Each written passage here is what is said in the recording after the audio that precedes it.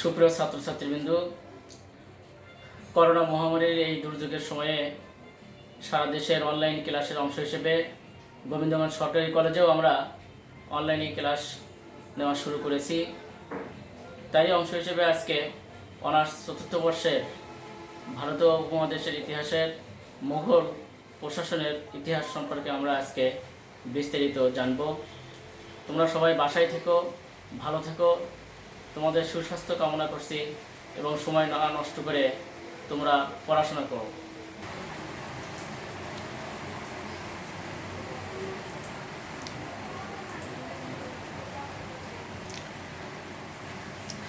পাঠ পরিস্থিতি আমরা আজকে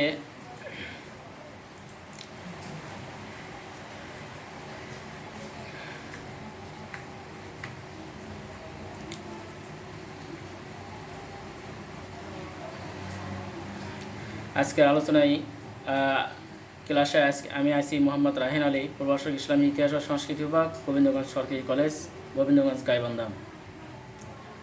পাঠ পরিস্থিতি প্রথমে আমরা পাঠ পরিস্থিতি জানে নেব। অনার্স চতুর্থ বর্ষের ইসলামী ইতিহাস ও সংস্কৃতি বিভাগের চতুর্থ বর্ষের কোর্স কোড 24-16-09। পাঠের শিরোনাম মুঘল প্রশাসন। মুঘল প্রশাসন সম্পর্কে বিস্তারিত আমরা জানব। তো মুঘল প্রশাসন সম্পর্কে বলতে গেলে প্রথমে আমরা একটা উদ্ধৃতি দিয়ে শুরু করতে পারি।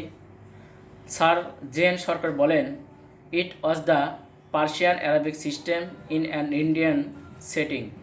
ইহা ছিল ভারতীয় কাঠামোতে আরও পারসিক একটা শাসন ব্যবস্থা। মুঘল প্রশাসনের একটি দরবার চিত্র আমরা এখন লক্ষ্য করব। এখানে আমরা দেখতে পাচ্ছি মুঘল প্রশাসনের দরবার চিত্রগুলো কেমন ছিল। শেখুন ফল। এই পাঠ শেষে শিক্ষার্থীরা তোমরা যা জানতে পারবে তা হলো মুঘলদের কেন্দ্রীয় শাসন সম্পর্কে তোমরা বলতে পারবে, মুঘলদের প্রাদেশিক শাসন সম্পর্কে ব্যাখ্যা করতে পারবে, মুঘলদের স্থানীয় শাসন সম্পর্কে তোমরা ধারণা লাভ করবে। আমরা এখানে মুঘলদের আমলের একটি মানচিত্র লক্ষ্য করছি। মুঘলরা মূলত ভারতবর্ষ, বিশেষ করে সেই সময়ে বাংলাদেশ, পাকিস্তান, ভারত এবং আফগানিস্তানের বেশ কিছু অঞ্চল নিয়ে তাদের শাসন ব্যবস্থা বিস্তৃত ছিল। এক নজরে মুঘল সাম্রাজ্য। সম্রাট বাবর কর্তৃক 1526 খ্রিস্টাব্দে মুঘল সাম্রাজ্য প্রতিষ্ঠিত হয়।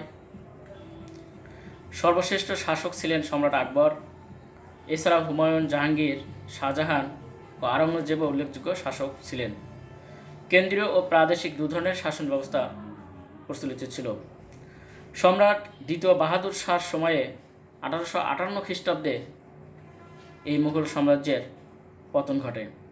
প্রায় 350 বছর তারা বিস্তৃত ছিল।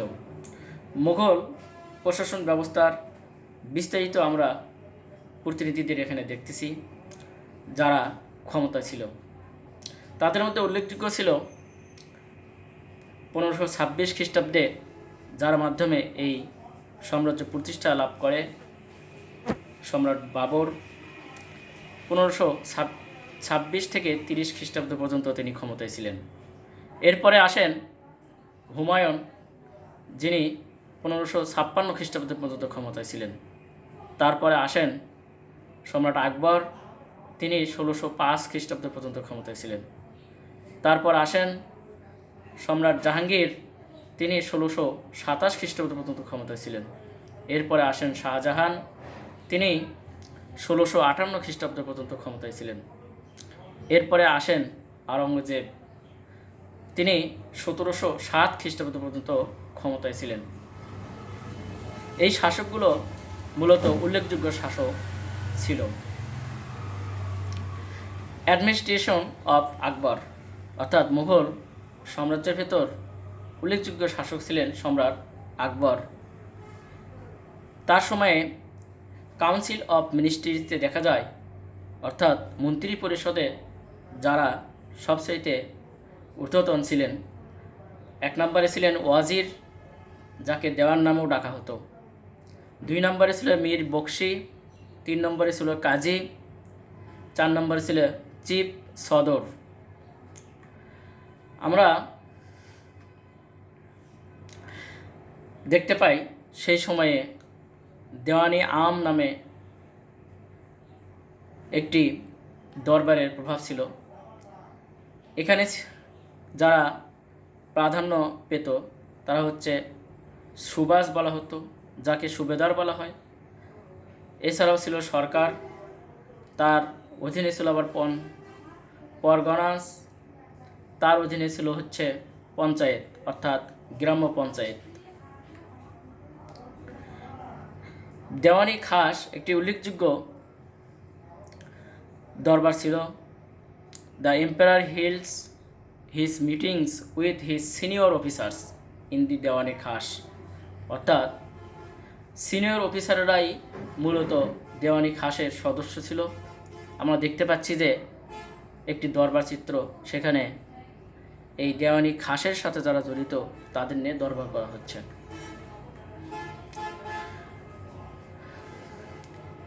Doctor SA. কি হুসাইনি বলেন, a careful study of the Mughal administrative system leads us to the inevitable conclusion that it was the most illegitimate one in the entire world for nearly a century and half. Doctor S A. Q Hussaini বলেন, মুঘল শাসন ব্যবস্থা সম্পর্কে সযত্ন অনুধাবন করিলে আমরা অবসম্ভাব্য উপসংহারে উপনীত হই এই যে ইহা মূলত সমগ্র জগতে প্রায় 1.5 শতাব্দী কাল ধরে সবচেয়ে উন্নত শাসন ব্যবস্থা হিসেবে পরিগণিত হইত।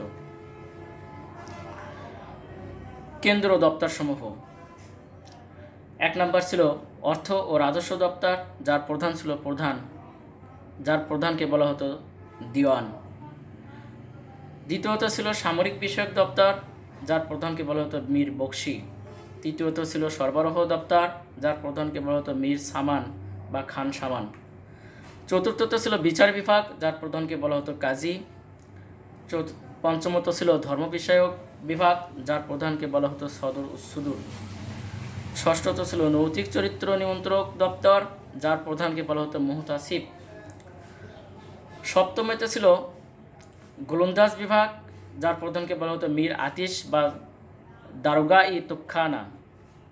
অষ্টমত ছিল গোলন্দাজ ও ডাক বিভাগ, যার প্রধানকে বলা হতো দারোগা-ই ডাক চৌকি। প্রিয় ছাত্রছাত্রীবৃন্দ, আমরা মুঘল প্রশাসনের কেন্দ্র সরকার সম্পর্কে জানব।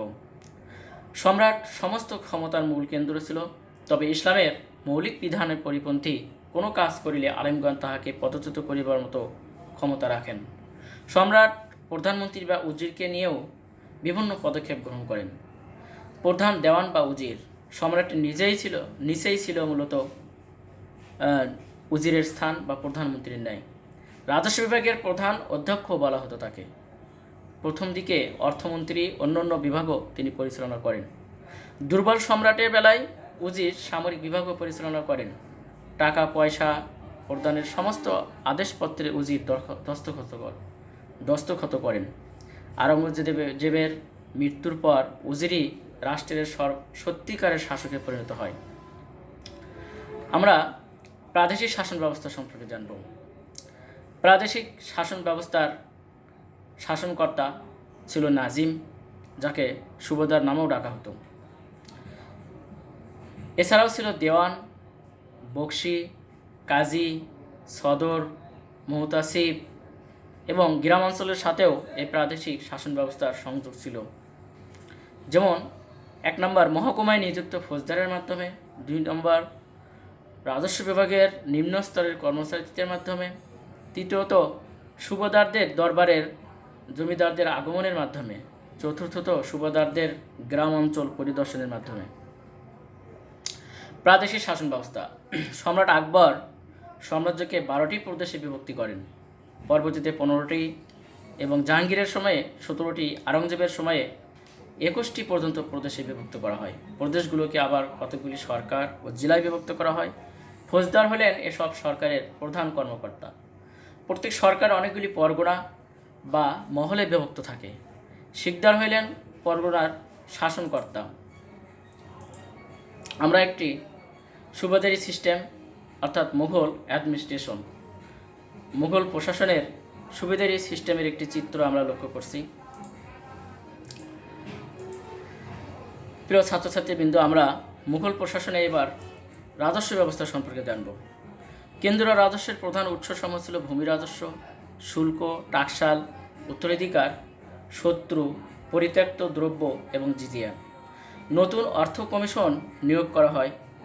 1582 সালে রাজা টোডরমলকে দেওয়ানে আশরাফ পদে নিয়োগ করা হয় ও রাজস্ব সংস্কার করা হয়। সেগুলো হচ্ছে: 1 নম্বর, ভূমি জরিপ এবং পরিমাণ নির্ধারণ করা হয়। দ্বিতীয়ত, ভূমি শ্রেণী বিভক্তি করা হয়। তৃতীয়ত, খাজনা হার নির্ধারণ করা হয়। গ্রামের মোকদ্দম এবং পাটোয়ারি ছাড়াও রহিয়াছে ভূমি জরিপকারী ও কানুনগো, যিনি গ্রাম কর্তৃক দেয় রাজস্বের তালিকা রাখেন। সশস্ত্র বাহিনী। মুঘল বাহিনী মনসাবদারি প্রথার ইতিহাস। রাষ্ট্র কর্তৃক সরাসরি পোষ্য কোনো সেনাবাহিনী ছিল না, অর্থাৎ তাদের বাহিনী ছিল মনসাবদারি প্রথার বাহিনী। 1 নম্বর অশ্বারোহী বাহিনী ছিল, দ্বিতীয়ত পদাতিক বাহিনী ছিল, তৃতীয়ত গোলন্দাজ বাহিনী ছিল, চতুর্থত নৌবাহিনী ছিল, যারা এইসব বাহিনীর মাধ্যমে বিজয়ী বেশে এই উপমহাদেশে প্রবেশ করে। আবার এই বাহিনীর যোগ্যতার অভাবে পরে 1857 সালে পতন ঘটে তাদের।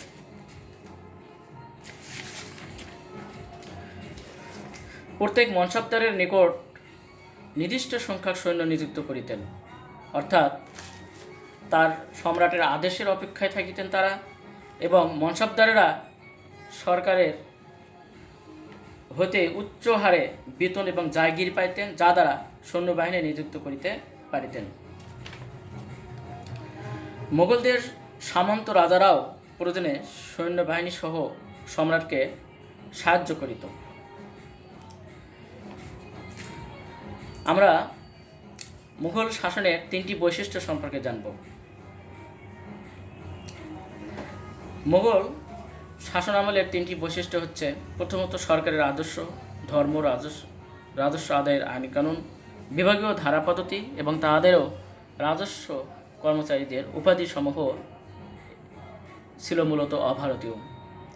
দ্বিতীয়ত বৈশিষ্ট্য হচ্ছে বেসামরিক রাজকর্মচারীর, ধর্মীয় আইনের বিচারক মণ্ডলী, ডাক ও আবগারি বিভাগের কর্মচারী এবং ঊর্ধ্বতন পর্যায়ের কর্মচারীদেরকে মনসাবদারি। তৃতীয়ত, পুরাতন রাজস্ব ব্যবস্থা চালু। রাজস্ব বিভাগের হিন্দু কর্মচারীদের বহাল 2 ধরনের রাজস্ব ব্যবস্থা চালু রাখেন তারা। পুরাতন ভারতীয় ব্যবস্থা, অর্থাৎ তারা ক্ষমতায় আসার পরও পুরাতন ভারতীয় ব্যবস্থা কিন্তু বহাল রেখেছিলেন, এবং তার সাথে ইসলামী আইনের অনুশাসন তারা সংমিশ্রণ করেছিলেন। আমরা এখন মুঘল প্রশাসন ব্যবস্থার উপর একটি ডকুমেন্টারি দেখব। এই ডকুমেন্টারির মাধ্যমে আমরা মুঘল প্রশাসন ব্যবস্থা সম্পর্কে আরও বিস্তারিত জানার চেষ্টা করব। সাম্রাজ্যের প্রতিষ্ঠাতা জহিরুদ্দিন মোহাম্মদ বাবুর 1526 সালে পানিপথের যুদ্ধে আফগান শাসক ইব্রাহিম লোদিকে পরাজিত করে ভারতে মুঘল সাম্রাজ্যের গোড়াপত্তন করে। মুঘলরা মূলত মঙ্গোলীয় এবং তুর্কি বংশোদ্ভূত। মুঘল সম্রাট বাবুর পিতার দিক থেকে তৈমুর লং এবং মাতার দিক থেকে চেঙ্গিস খানের বংশধর। ভারতবর্ষে মুঘল সাম্রাজ্যের সীমানা বর্তমান বাংলাদেশ, ভারত, পাকিস্তান ও আফগানিস্তানের প্রায় অধিকাংশ অঞ্চল জুড়ে বিস্তৃত ছিল। মুঘল শাসকে উজবেক রাজ্যের সিংহাসন আরোহণ করেন। মির্জা ছিলেন 1483 সালের 20 ফেব্রুয়ারি মধ্য। মুঘল সাম্রাজ্যের প্রতিষ্ঠাতা জহিরুদ্দিন মোহাম্মদ বাবুর 1483 সালের 20 ফেব্রুয়ারি মধ্য এশিয়ার বর্তমান উজবেকিস্তানের ফরগানা রাজ্যে জন্মগ্রহণ করেন। তার পিতা ওমর শেখ মির্জা ছিলেন ফরগানা রাজ্যের অধিপতি। পিতার মৃত্যুর পর মাত্র 11 বছর বয়সে বাবুর ফরগানা রাজ্যের সিংহাসন আরোহণ করেন। সিংহাসনে বসার পর তিনি সাম্রাজ্য বৃদ্ধির লক্ষ্যে উজবেকিস্তানের সমরকন্দ দখলের পরিকল্পনা করেন। 1497 সালে বাবুর সমরকন্দ দখল করতে সক্ষম হন। পরবর্তীতে বাবরের অনুপস্থিতিতে 1501 সালে উজবেক নেতা সাইবানি খান সমরকন্দ দখল করে নেয়। তখন নিজ রাজ্য থেকে বিতাড়িত হয়ে বাবর হিন্দুকুশ পর্বতমালা অতিক্রম করে কাবুলে চলে আসেন। সে সময় কাবুলের শাসক গোষ্ঠীর মধ্যকার অন্তর্কলহের সুযোগে 1504 সালে বাবর কাবুল দখল করে নেয়। এরপর পারস্যের সম্রাট শাহ ইসমাইলের সাহায্যে 1511-12 সালের দিকে বাবর পুনরায় সমরকন্দ জয়ের চেষ্টা করেও ব্যর্থ হন। এর ফলে বাবর তার নতুন সাম্রাজ্য বিস্তারের জন্য ভারতবর্ষের দিকে দৃষ্টিপাত করেন। বাবর 1519 থেকে 22 সালের মধ্যে বাজাউর, সোয়াত, বাদাখশান ও কান্দাহার দখল করে নেয়। এরপর 1524 সালে বাবর বর্তমান পাকিস্তানের লাহোর নিজের অধিকারে নিয়ে আসেন। 1525 সালে বাবর দিল্লি জয় করার লক্ষ্যে কাবুল থেকে অভিযান শুরু করার পর দৌলত খানকে পরাজিত করে পাঞ্জাব দখল করে নেন। 1526 সালের 12 এপ্রিল বাবর পানিপথ প্রান্তরে সৈন্য সমাবেশ করে।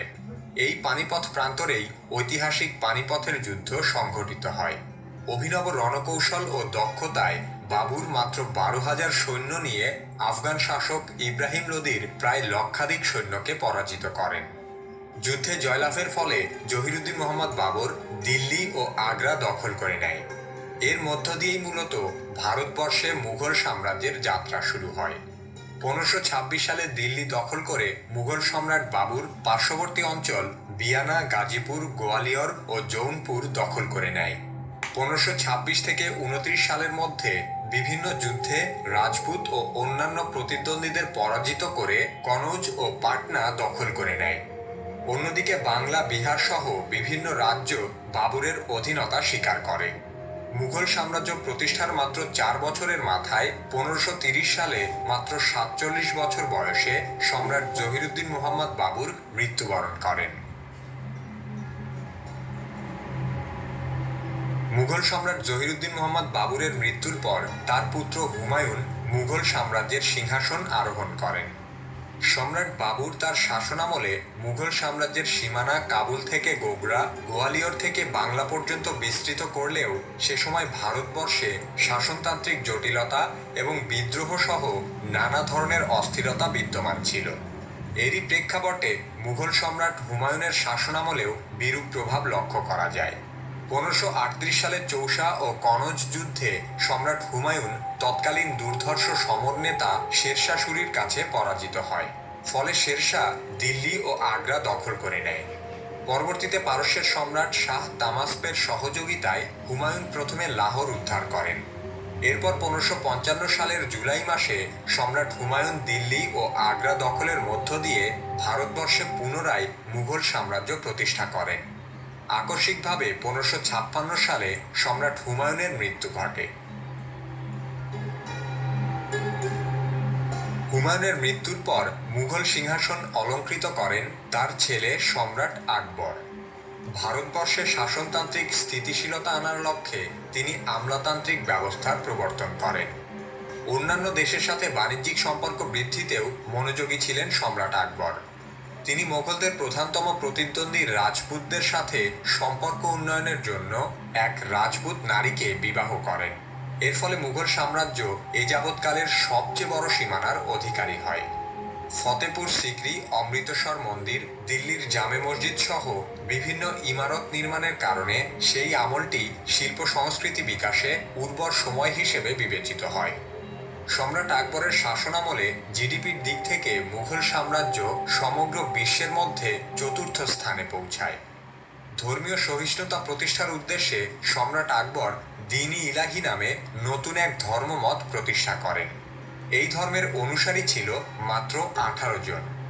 সম্রাট আকবরের সময়ই মুঘল সাম্রাজ্য সবচেয়ে বিকশিত হয়েছিল, আর তাই তাকে শ্রেষ্ঠ মুঘল সম্রাট হিসেবে বিবেচনা করা হয়। 1605 সালে সম্রাট আকবর মৃত্যুবরণ করেন। মুঘল সাম্রাজ্যের চতুর্থ সম্রাট জাহাঙ্গীর 1605 থেকে 1627 সাল পর্যন্ত মুঘল সাম্রাজ্যের শাসন কার্য পরিচালনা করেন। মাদক ও নারীতে আসক্ত সম্রাট জাহাঙ্গীরের শাসনামলে মুঘল সাম্রাজ্যের ভিত কিছুটা দুর্বল হয়ে পড়ে। তবে তার শাসনামলেই সমগ্র বাংলা অঞ্চল মুঘল সাম্রাজ্যের অন্তর্ভুক্ত হয়। 1610 সালে সম্রাট জাহাঙ্গীর বাংলার রাজধানী বিহারের রাজমহল থেকে ঢাকায় স্থানান্তর করেন। তিনি সরকারি কাজে বাংলা ভাষার পাশাপাশি ফার্সি ভাষার প্রচলন করেন। সম্রাট জাহাঙ্গীর 1627 সালে মৃত্যুবরণ করেন। সম্রাট জাহাঙ্গীরের পুত্র খুররম সম্রাট শাহজাহান নাম ধারণ করে 1628 সালে মুঘল সাম্রাজ্যের পঞ্চম সম্রাট হিসেবে দিল্লির সিংহাসনে আরোহণ করেন।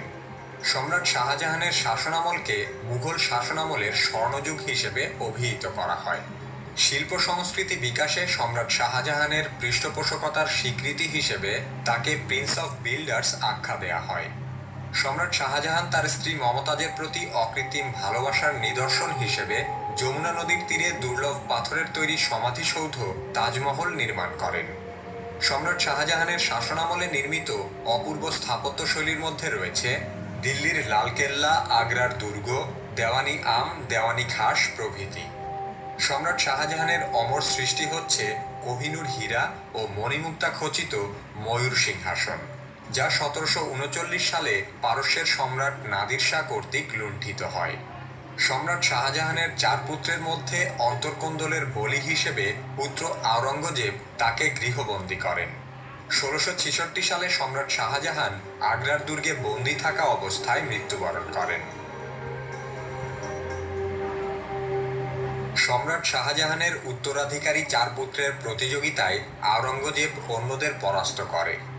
আওরঙ্গজেব আলমগীর নাম ধারণ করে সিংহাসনে আসীন হন। সম্রাট আওরঙ্গজেবের শাসনামলে ভারতবর্ষে মুঘল সাম্রাজ্য সবচেয়ে শক্তিশালী হিসেবে আবির্ভূত হয়। প্রায় 49 বছরের শাসনামলে সম্রাট আওরঙ্গজেব অত্যন্ত দৃঢ়তার সাথে মুঘল সাম্রাজ্য পরিচালনা করেন।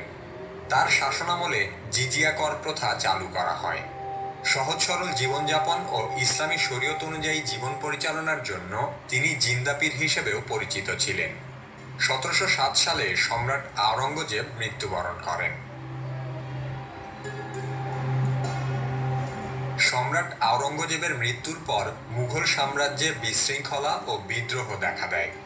সম্রাট আওরঙ্গজেবের পুত্র প্রথম বাহাদুর শাহ প্রশাসন সংস্কারের চেষ্টা করেন, কিন্তু 1712 সালে প্রথম বাহাদুর শাহ মৃত্যুবরণ করলে মুঘল সাম্রাজ্য পতনের যাত্রা শুরু হয়। সম্রাট মোহাম্মদ শাহের শাসনামলে মুঘল সাম্রাজ্য ধীরে ধীরে ভেঙে পড়তে শুরু করে। এ সময় মধ্য ভারতের অধিকাংশ এলাকা মারাঠা সাম্রাজ্যের অন্তর্ভুক্ত হয়। নাদির শাহ এ সময় দিল্লি আক্রমণ করলে মুঘল শক্তি হ্রাস পেতে শুরু করে। সম্রাট দ্বিতীয় শাহ আলম মুঘল সাম্রাজ্যের হারানো গৌরব পুনরুদ্ধারের চেষ্টা চালালেও ব্যর্থ হয়। 1761 সালে দ্বিতীয় শাহ আলম আফগান আমির আহমদ শাহ আবদালির সহযোগিতায় মারাঠা বাহিনীকে পরাজিত করে, কিন্তু 1776 সালে মারাঠারা পুনরায় দিল্লি দখল করে নেয়।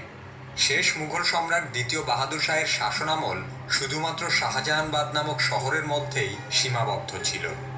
সিপাহী বিদ্রোহে সমর্থন দানের কারণে তার বিরুদ্ধে দেশদ্রোহিতার অভিযোগ দায়ের করে ব্রিটিশরা।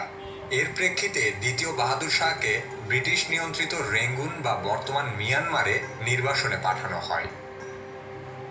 দ্বিতীয় বাহাদুর শাহের নির্বাসনের মধ্য দিয়েই মূলত ভারতবর্ষে প্রায় 350 বছর শাসন করা মুঘল সাম্রাজ্যের সমাপ্তি ঘটে। প্রিয় ছাত্রছাত্রীবৃন্দ, আমরা মুঘল প্রশাসনের উপর একটি ডকুমেন্টারি দেখলাম। তাহলে আমরা এখন মূল্যায়নে যাব। পাঠ শেষে আমরা মুঘল সাম্রাজ্য সম্পর্কে সংক্ষিপ্ত ধারণা পেলাম। দ্বিতীয়ত, মুঘল প্রশাসনের সময়কাল সম্পর্কে, শাসন এবং কার্যক্রম সম্পর্কে ধারণা পেলাম। মুঘল প্রশাসনের কেন্দ্র দপ্তরসমূহ সম্পর্কে আমরা ধারণা পেলাম। এরপরে মুঘল প্রশাসনের কেন্দ্র দপ্তরসমূহের যে কার্যক্রমগুলো সেগুলো সম্পর্কেও আমরা জানলাম।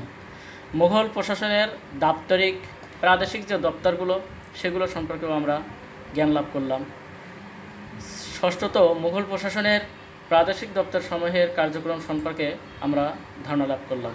সপ্তমত, মুঘল প্রশাসনের গ্রাম সরকার সম্পর্কে আমরা ধারণা লাভ করলাম। এবং আমরা যে ডকুমেন্টারিতে দেখলাম সেখান থেকে আমরা মুঘল প্রশাসনের কোন শাসক কেমন ছিলেন তা সম্পর্কেও আমরা বিস্তারিত জানলাম। আশা করি মুঘল সাম্রাজ্য সম্পর্কে এই ক্ষুদ্র প্রয়াস তোমাদের অনেক কাজ দেবে। সবাইকে ধন্যবাদ। সবাই ভালো থেকো। আল্লাহ হাফেজ।